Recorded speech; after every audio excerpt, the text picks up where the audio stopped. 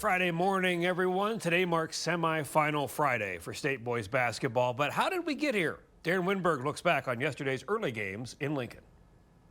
It's here. March Madness is officially upon us. Good evening, Nebraska. Darren Winberg here from Pinnacle Bank Arena for day 2 of the boys NSAA state quarterfinals. Day 1 brought us a myriad of near upsets. What would day 2 have in store? Let's begin with top-seeded North Platte St. Pat's, a team that has only one loss to a D1 school over the past few years, hosting GAC. But the Blue Jays flying high to start the game. Connor rocks the rim here, but the Irish, they've been here before and are state runner-ups for a reason. They respond. Peter Connick with a nice baseline floater. Ensuing possession, it's Kralik again, this time showing off his length, hitting the fadeaway jumper to give the Blue Jays the early lead. A lead that didn't last long as Connick with the BEA beautiful pass to senior Brecken Erickson, who lays it in. And if some is good, more is better. Steps out behind the arc, bangs home the 3-ball. He would finish with 19 points as the Irish led by 5 heading into the break. Second half inbounds to Logan Winder for 3. Good, as the luck of the Irish was giving them a 4-point early lead. Second half, the Blue Jays would take the lead with under 30 seconds to play when Erickson, crashing the board, gets his own putback to tie it up with 40 with just under 10 to play. We're headed to overtime, right? Wrong. Miles Dinlich with the buzzer-beating turnaround jumper, as you can celebrate as they pull off the monumental upset, 42-40.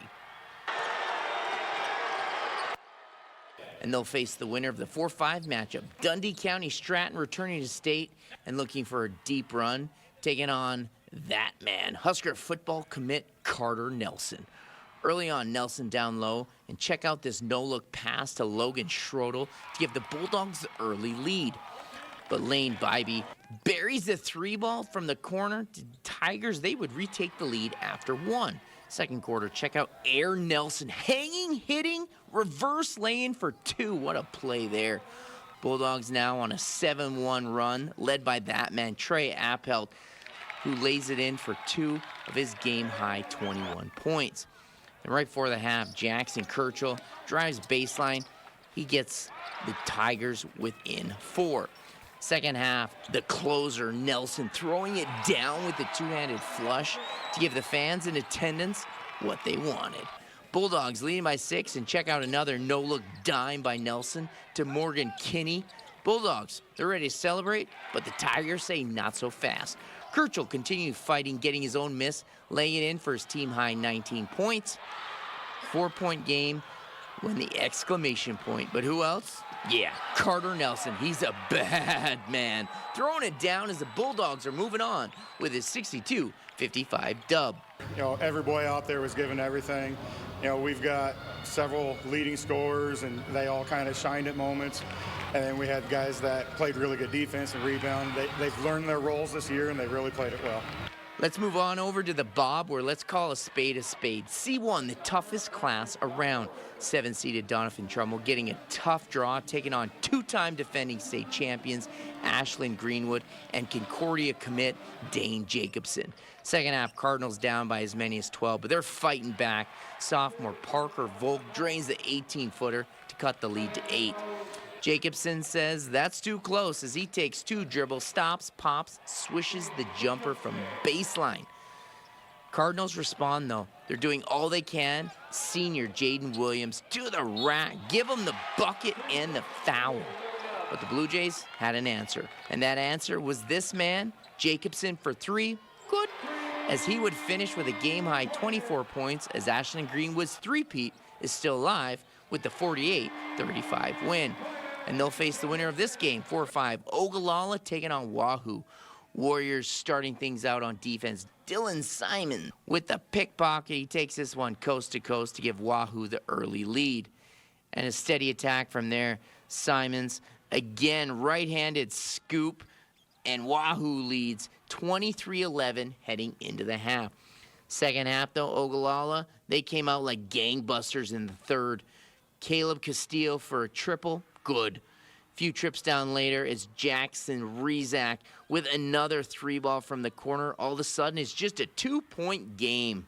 But the Warriors, with some timely buckets down the stretch, would pull away as Jace Kaminsky takes it to the left hand as Wahoo wins 50-36. I'm here outside of the Devaney Center where this week Nebraska's top schools have all congregated in the state capitol vying for that coveted state title. Let's get inside and take a look at the action. Let's start out with the Class D1 quarterfinals. Riverside taking on the defending state champion JohnsonBrock. Eagles, though, getting going early from beyond the arc. Brody Kohler lining this one up from three-point land and knocking it down to give JohnsonBrock the early lead. Then later it's Kohler again. He's got the goods in this one as he pours in another triple, and the Eagles starting to build a lead.